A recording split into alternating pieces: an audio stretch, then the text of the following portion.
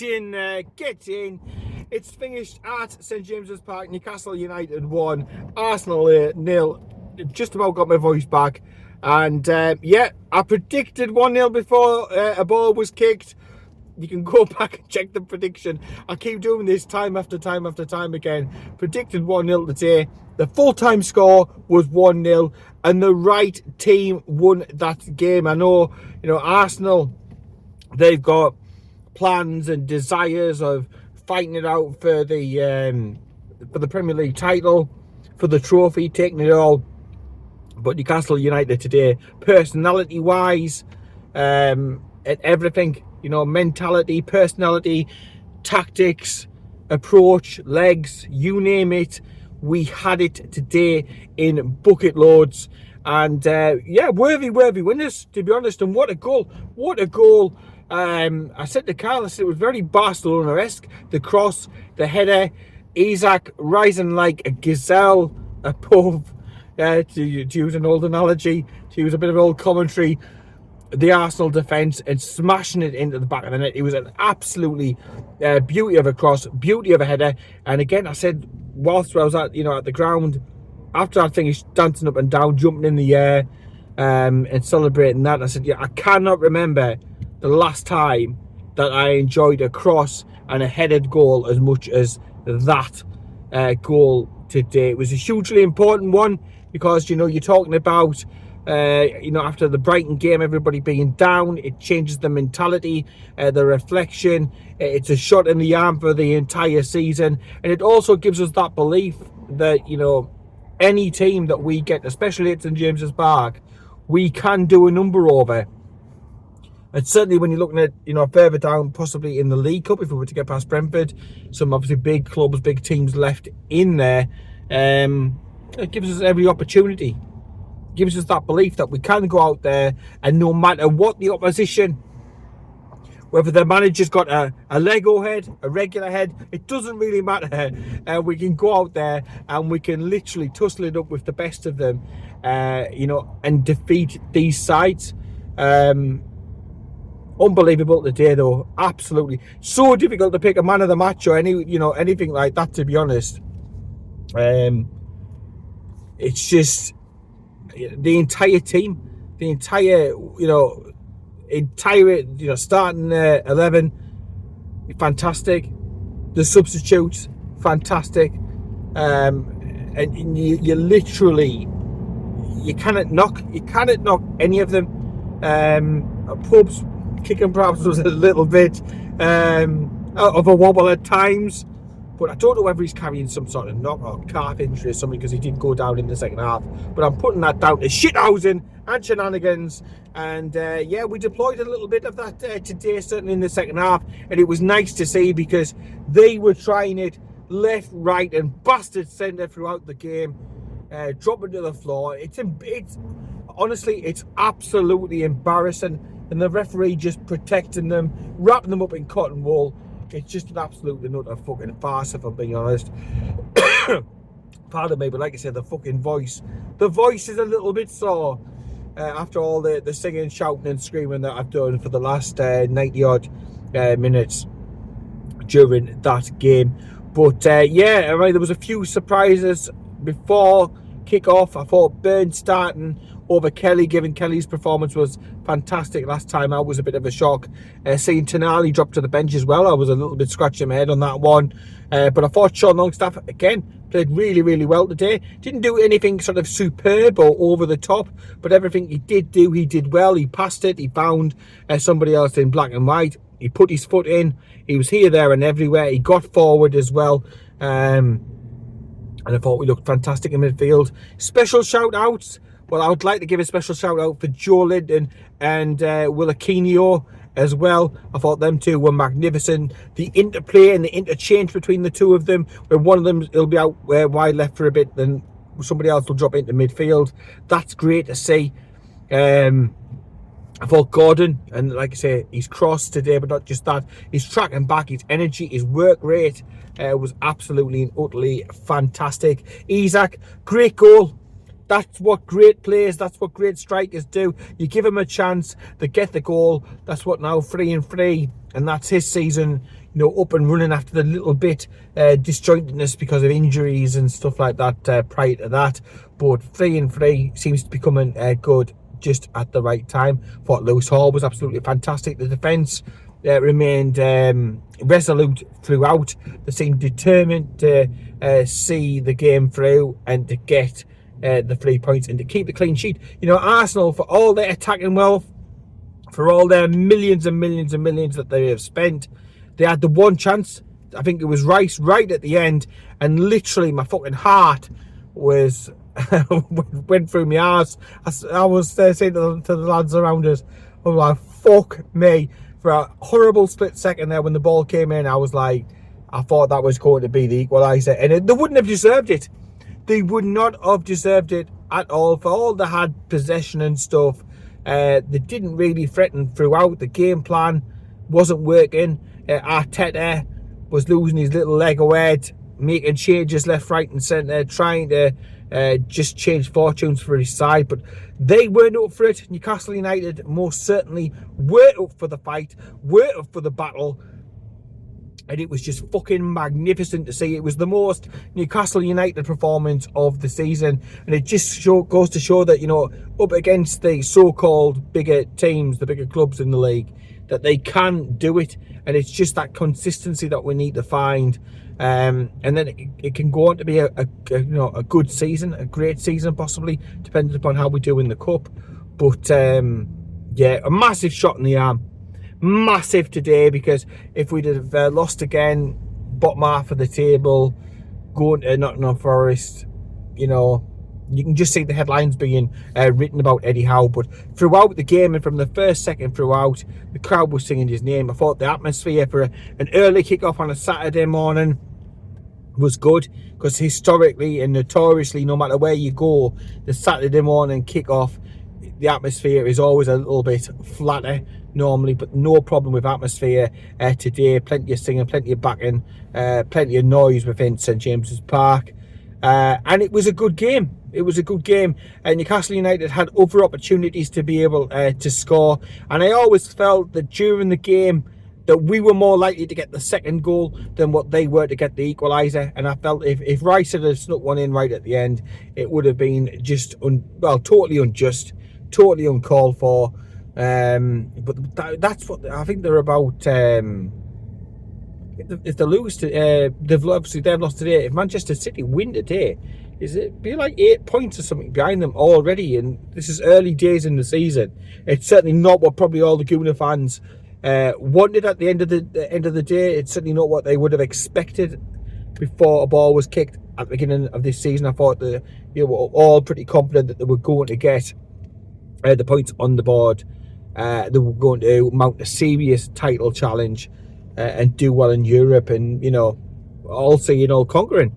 But Newcastle United were definitely great value today for the 3 points. There's no doubt about that. If literally any Arsenal supporter is saying that they deserved anything out of that, it's just saltiness, it's just bitterness, it's just arrogance, it's just entitlement. It's not because of the action that took place on the pitch. But yeah, a very much Eddie Howe type Newcastle United performance. They were back to the old, you shall not pass us, running from, the likes of Gordon all the way back, putting in last dashed blocks towards the end of the game when we sort of just trying to see the game out.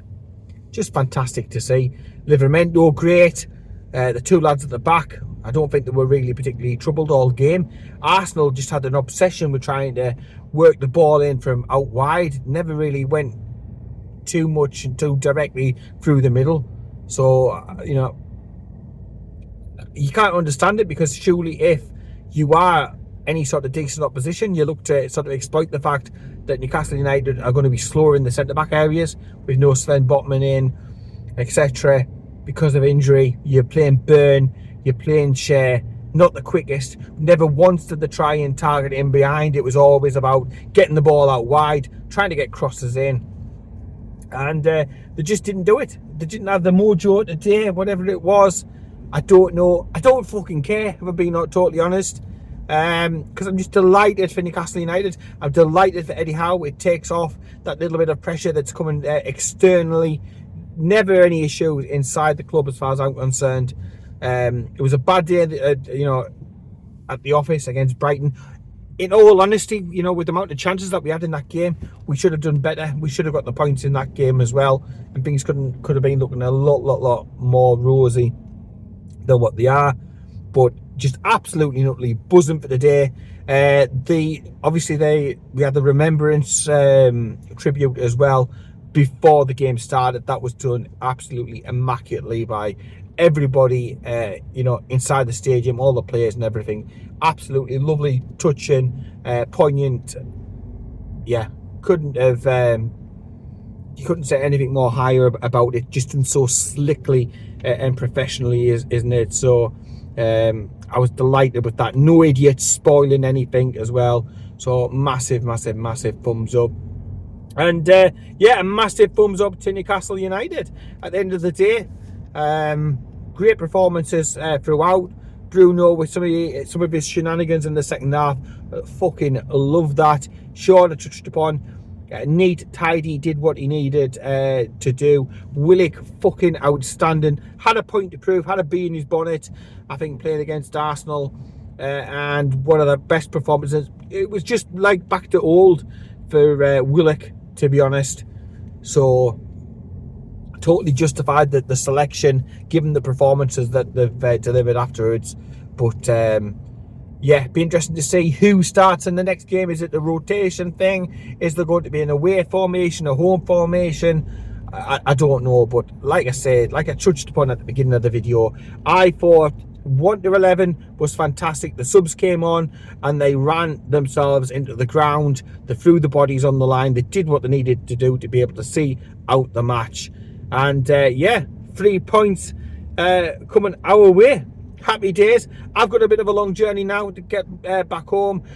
These traffic and roadworks at the Angel, oh my word, spring 2025 cannot fucking come soon enough. Get this shit sorted out, please, highways. Doing my fucking nutting, but it's doing my nutting with a smile today. Predicted the result right. Got it, totally nailed it. I do like that. I do like when we see an absolute beauty of a goal as well. That one will live a long time. It's definitely one of the better crosses and headers that I have seen. How the fuck Isaac rose as he did, he just seemed to be several feet above every fucker else. And what a powerful header.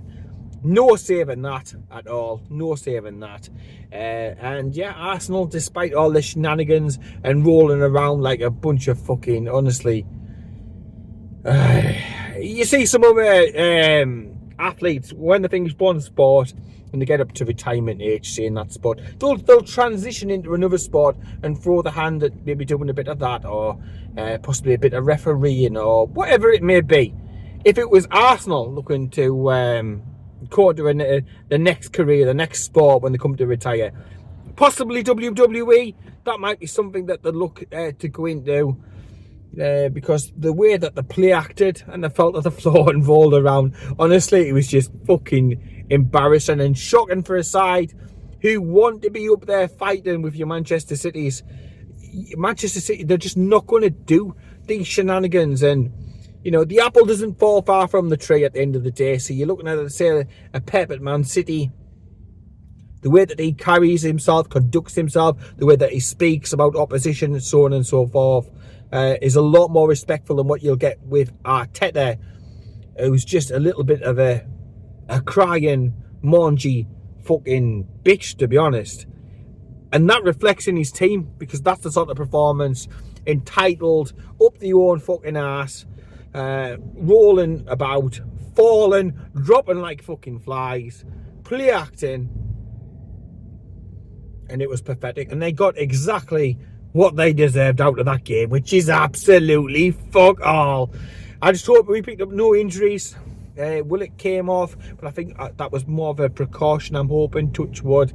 But obviously I haven't heard from Eddie Howe. I haven't seen anything else. Literally from the stadium, soaking up the atmosphere a little bit outside, and then back to the car, heading back home. I thought I'd do this video on the way back home so I can get it up onto the YouTube channel just as soon as possible. Speaking of which, subscribe to Magpie 24/7, share the love, share the appreciation, hit the subscribe button, hit the thumbs up button. Also as well, the rest of our accounts over the likes of Instagram and Twitter and Facebook and Threads, TikTok. Subscribe to the lot of them. Go on a splurge because you're in such a great mood because of the result today and that goal. So yeah, whilst you're in a fantastic, great mood, go across them all, hit the like, hit the subscribe, support Magpie 24/7, and you will have my thanks for doing so as well. Carl's going to be coming up doing his video shortly. He's just popped on to True Faith doing the podcast over there. Check out their content as well. Some great stuff with True Faith and the lads over there. I am just stuck behind, oh my word, the finger bar.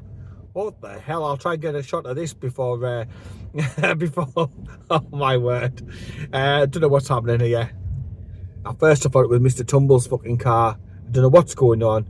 But what I do know is we've got the 3 points. We've won 1-0. I'm blown away because, like I say, realistically, hand on heart, I went for 1-0, but I wasn't expecting a great deal out of today's performance. Out of today's match, going into it, I'm expecting the worst, given what happened to them last time away from home. You're expecting a response, a reply from Arsenal, full of good players. But yeah, that's what happens. Act like a little bitch. Act like a fucking clown. Get to the bastard circus. You know what I mean? Meanwhile, Newcastle United continue to climb up the Premier League, right the wrongs, try and get a bit of consistency going, and definitely feels like a turning point in the season. We can take this into the Forest game now, try and target getting points down at the City ground as well before yet another fucking international break. And who knows, maybe this is the international break that Callum Wilson finally decides to get himself sorted and fit. You never know, because I don't want to push him too fast if he's not feeling quite right. Fuck me. But yes, nearly another international break, but still the Forest game to go first. Subscribe, take care, keep it tuned, and I will speak to you later.